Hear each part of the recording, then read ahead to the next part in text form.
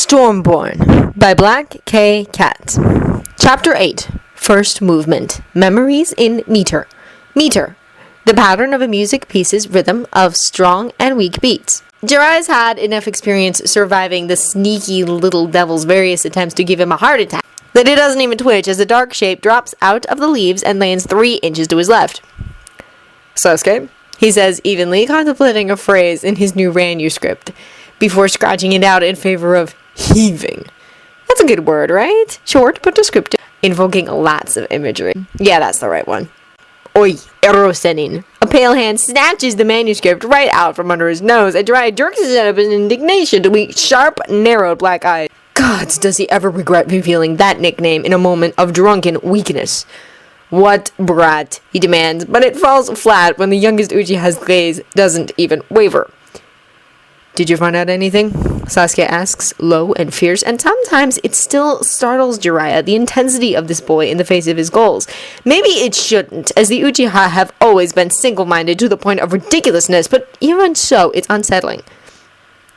But he softens, too, because Sasuke's entire focus is and always has been getting Naruto back, and that's something Jiraiya can sympathize with. He'd been entirely reluctant when Tsunade informed him that Itachi had been spotted near Konoha, and she was sending Sasuke with Jiraiya to keep him out of harm's way, but a single month on the road had changed his opinion. Jiraiya had looked at him and seen Orochimaru, at first, an aloof genius set at odds with his boisterous teammate, cold and angry and driven. But this Team 7 isn't Jiraiya's Team 7. There's no direct and straightforward parallels he can draw between them, no carbon copies across generations. Naruto is the one gone, and Sasuke has put just as much effort into finding him as Jiraiya has. With a sigh, Jiraiya resigns himself to the loss of his manuscript, at least for the moment, and resettles on the ground beneath the tree. Bits and pieces, he admits, running a hand through his tangled hair. All of it's fairly worrying. Akatsuki has pretty much gone to ground. We've got 2 Jinchuriki accounted for, 2 dispersed at best or captured at worst, and 5 of the most powerful ninja in the elemental countries just up and vanished within the space of 2 years. They haven't been captured, I know that much, but there are far too many options left over in any case. Sasuke sinks back on his heels, eyes narrowing, and Jiraiya can see the thoughts racing across his expression, if only because he's had 2 years learning to read that poker face. 5. You confirmed the Rokubi and the Yonbi's disappearances? He catches Jiraiya's expression and rolls his eyes. Utakata and Roshi's disappearances? He corrects. Jiraiya thinks about calling him on it, but there's really no point. The kid knows Naruto is the Kyuubi's Jinchuriki. Such a thing was pretty much impossible to keep a secret when they were hunting Akatsuki, as Akatsuki hunted the Biju. And he also knows that the container isn't the same as the beast within. He's just a brat who can't be bothered to use people's names unless forced. I did, he says after a beat, just to make sure Sasuke knows Jiraiya is judging him. It was Anbu who said that Roshi left his hiding spot 4 years ago, headed east, and met with a group of unidentified shinobi near Taki before vanishing. Kiri is currently in the midst of dealing with their demon lady Mizukage's reforms, and can't be bothered to notice one of their missing nin going even further off the grid, so Utakata is harder to pinpoint. Still, as far as I can tell, he pulled up stakes along with his apprentice about 5 years ago. Fu disappeared shortly after Naruto, and Gaara might have been taken along with him. They vanished so close to one another. That makes 5. Jiraiya blows out a heavy breath and shakes his head. 5 ridiculously powerful Biju and their human containers, and not one idea where they are or what's happened to them. Sasuke's mouth compresses into a flat, dissatisfied line as he rocks back on his heels. You said Roshi met a group. This is the same group of unidentified shinobi that's been taking missions along the coast? He asks after a moment. Jiraiya nods, not quite able to smother the grin twitching at his lips. You mean the one that's giving both Kiri and Kumo a conniption fit by stealing all of their customers? Oh yeah, they're pretty skillful, more rumors I managed to hear, but for the most part people aren't talking. Trying to find them is always a, well, I heard it from a friend of my sister-in-law's cousin kind of thing. He shrugs slightly, eyeing the manuscript Sasuke is still holding and wondering if he feels like risking a lunge. The brat's good with kata jutsus, unfortunately, and far too gleeful about using them on innocent, pure-hearted romance novels. I'd be more worried, but it's actually a relief for Konoha. We've never really been able to keep up with requests, and having a new group willing to step in means we can focus on the higher-ranked missions. Win-win. Unless they have something to do with Naruto's disappearance. For a beat, Jiraiya thinks about reminding the Uchiha that it's not just Naruto who's gone missing. It's 5 Jinchuriki with all the power that implies.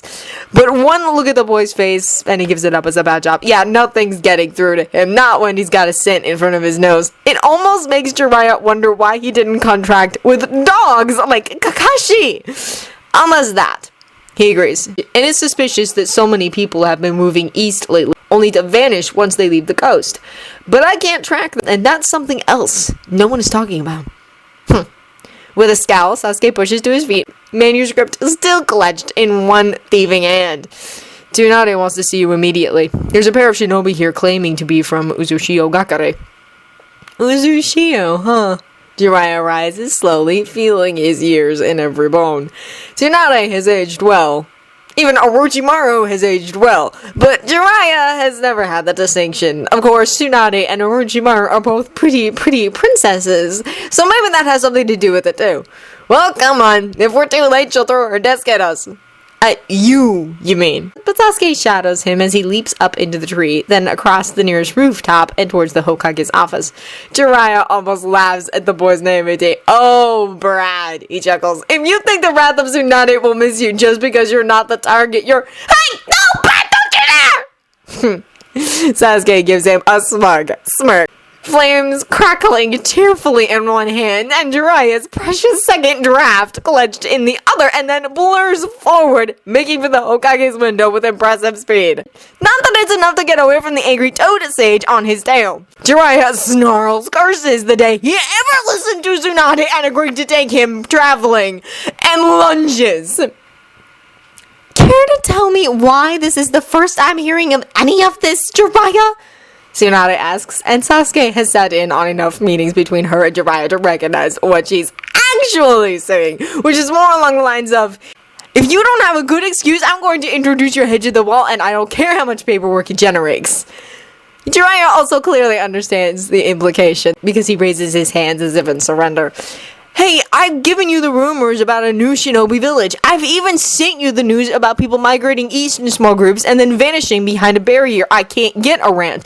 And I know you got my reports on a new group taking message along the coast. Uzushio Gakure is a bit of a leap even for me, don't you think? Tsunade looks both unimpressed and unconvinced, with an edge of irritation that surprises Sasuke slightly. The slick seinen is generally fair, almost to a fault, and this frustration is something different. It's not all directed at the failure of their intelligence network. And, with a sudden sound of impatience, she shoves back from her desk and stalks over to the window, every line of her body tight. Then tell me, she bites out, why a man I could swear was 50 years dead just waltzed into my office and told me that Uzumaki Arashi was requesting entry in the Chunin exams. Sasuke knows too little about Uzushio, practically nothing, and what he does know is what little he's managed to gather in the last hour, for the name to mean anything to him. But Jiraiya pales slightly. He survived? He asks after a moment, voice gruff with poorly hidden surprise. I thought that the Mizukage took care of him personally. Tsunade sighs wearily, running a hand over her face as she turns back towards them, and for one brief moment, henge or not, she almost looks her age. I'm not sure, she admits, folding her arms under her breasts in a movement that's almost defensive.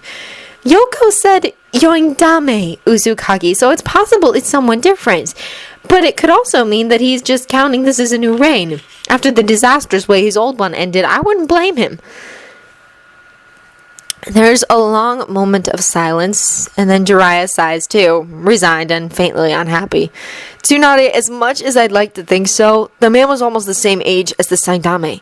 He'd be over 70 right now, and as much as I admired Sensei's drive, I don't think a man of his age would have been able to rebuild his village from rubble after witnessing its destruction. And I don't think even the Storm God managed to attain immortality. Storm God?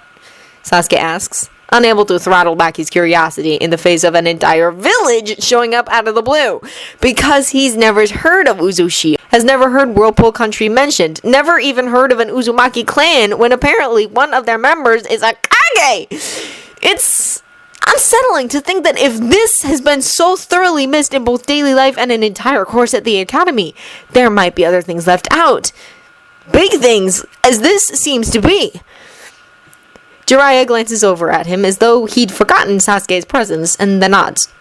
Konoha had the god of shinobi as Saidame, he explains. Uzushio had its storm god. From how Sarutobi sensei used to talk about him, he was second only to Senju Tobirama with his control of water. Might have matched him even, except that he divided his power between that and wind. Youngest Uzukage, if I remember correctly. He might still be the youngest Kage elected, period, unless the new Kage's beaten him there. His name was Arashi, Tsunade puts in, lips tilting into a faint, wistful smile. My great-uncle took me to see his Jonin exam in Uzushio before I entered the academy. Yoko looks very much like him, probably more so because there have only ever been a handful of blonde Uzumaki. As far as I know, the Saitama Uzukage was killed when Kiri invaded. Of course, I also believed that the entire village died with him, but apparently that's not correct. Sasuke looks away, feeling an aching tightness in his chest at the thought of his blonde Uzumaki, who has Yoko's bright, cheerful demeanor, but none of his measured reserve or thoughtless, carelessly beautiful grace, who vanished into the wind before he could hear about the homeland of his clan, hear about having a living family when he'd grown up an orphan. Do you think, he asks quietly, a wild hope he can't help but give voice to, that Uzushio has something to do with Naruto leaving? A large hand settles on his shoulder, squeezing briefly before dropping away. Or being taken, Jiraiya reminds him gently, something Sasuke himself has said over and over again for the last 6 years. We don't know, Sasuke, and even if Uzushio is newly rebuilt, it's not a good idea to go around accusing them of stealing Jinchuriki, especially if they've managed to keep knowledge of their village from everyone for so long. They must have one heck of a spy master, honestly. Somewhere very, very far away, in the middle of browbeating two ridiculously stubborn and back into their hospital beds through a combination of heavy-handed emotional manipulation and light blackmail, Kabuto sneezes. There's a long beat of silence, vaguely uncomfortable, and then Jiraiya sighs and steps back. I'll see what I can find you, he promises, but don't expect too much. If the Uzukage has managed to keep all of this under wraps, a wave of his hand encompasses the reconstruction and repeopling of a whole hidden village, then I've no doubt that the only thing getting out is exactly what he wants to get out. Tsunade's huff is resigned. Bring me everything you can, she orders. And on those two messengers as well. I've got Ambu watching. But if we're shouldering something that's going to blow up in our faces, I'd like to know ahead of time. There won't be another incident like with the Ichibi. Not on my watch. Sasuke leaves then, barely managing a polite nod to the Hokage as he goes. There's an itch under his skin, a restlessness that he knows comes from thinking far too much of Naruto in the space of a single day, and he can't help but try to outrun it. For all the such attempts never actually work.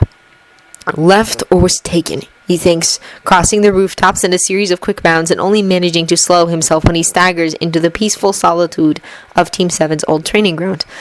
Honestly, I don't know which I want it to be, because being taken means one thing. Leaving is another entirely.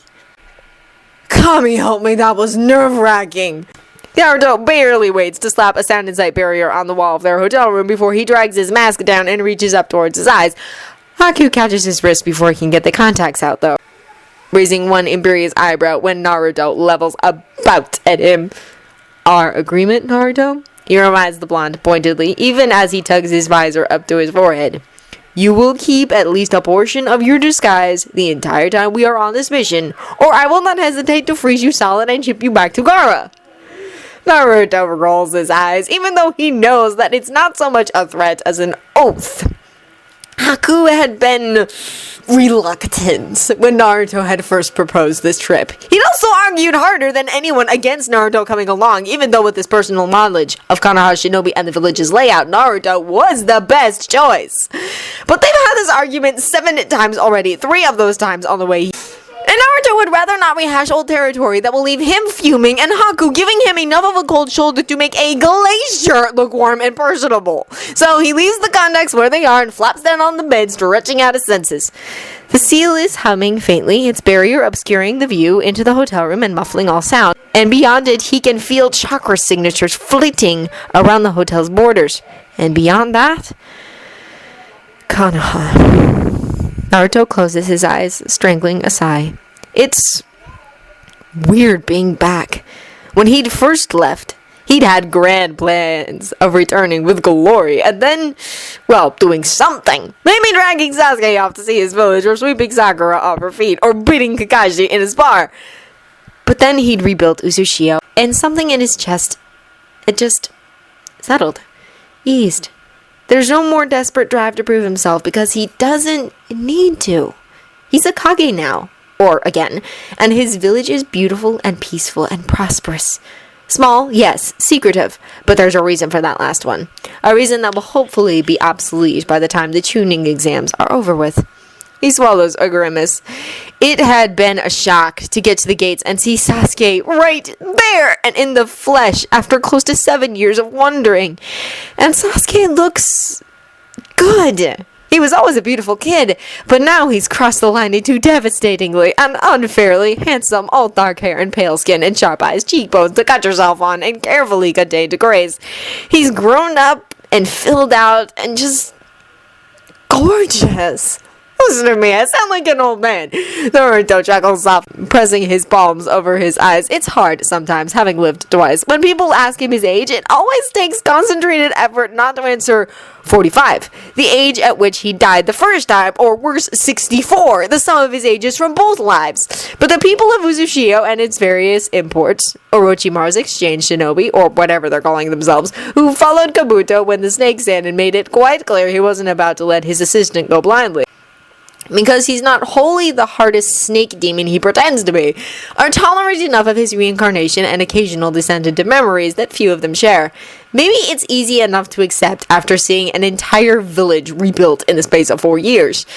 They've worked so hard, all of them. Civilians and shinobi and Jinchuriki alike, all toiling to rebuild a place lost decades ago, which a majority of them have either no memory of or no tie to. And they've done it. Uzushio is as it was before the invasion, beautiful and shining and bright, maybe not as densely populated, but a home for so many who had given up on ever finding such a thing. His home, more than Konoha ever was, and he's so brilliantly, blindingly happy there that is sometimes stops him in his tracks. Just joy is an incredible thing, and he's never going to take it for granted.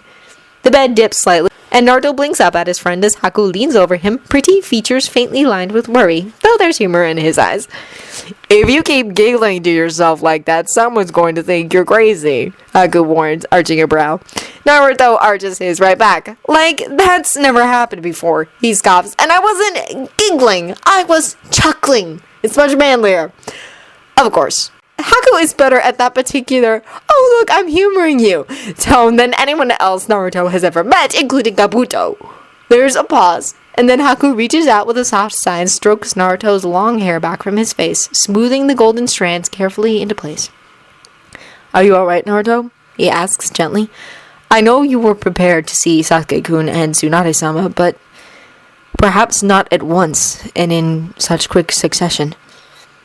Naruto stares blankly up at the white ceiling for a moment before he manages to drag his gaze back down with a faint smile. Yeah, he answers after a beat. I did realize what coming back here would mean, you know. But this is really the only way. We have to find proof. Once we have it, if Orochimaru comes forward like he promised to, that man will go away for good. I don't want to have to spend the rest of my life looking over my shoulder, just waiting for him to manipulate things again and dump another invasion in our laps. Uzushio? She won't be pleased. Haku's answering smile is wry, and he tugs gently on a lock of hair. I wasn't asking about your duty, Naruto, he chatted softly. I was asking about you. You thought about Sasuke-kun quite a bit since we left. It's only logical that meeting him again would throw you off. In the frustrated sound, Naruto presses his fingers over his eyes. I'm an idiot, he mutters. He probably doesn't even care that I left. He and Sakura were always, I don't know, closer? The relationship was easier at least. She did what he wanted, and he didn't try too hard to drive her away. The two of us, I was never quite sure if he thought of us as friends or rivals. I know he was my friend, but that doesn't really count for a lot in the end. We're going to be here for at least a month, Haku points out, rising gracefully and heading for his bag to start unpacking. Maybe you'll be able to come to some sort of understanding in that amount of time. As Naruto? Maybe we could. As Yoko? I doubt it. Naruto sits up to watch his partner organize his senbon, then sighs and reaches up to pull the bell-strung ornaments from his hair, sending blonde locks tumbling down around his face. They're Mio's, the ones she gave him that day in the market, and finding them amongst the rubble was a bittersweet and almost triumphant moment. But then there were a lot of those in the rebuilding. The bells are a little battered, and the thin chain they're strung on is no longer quite as bright, but the tips are as sharp as ever and the delicate carvings unmarred. He folds his fingers around them, holding them for one more moment before setting them aside and lying back again, arms crossed behind his head. The air here smells of leaves and damp earth and heat, so different from the cool, C-sharp air he's become used to. To his surprise, it isn't even particularly nostalgic, and it's that, more than anything, that twinges in his chest. Because this place was once an almost home, and it's where a handful of his precious people still live. But beyond that, it's not his anymore. Uzushio is, and it has been since his first step across the border. Maybe since he first heard the city's call that clear night 6 years ago. Almost 7 now. Konoha still matters, but it's a distant second. And that too is entirely bittersweet.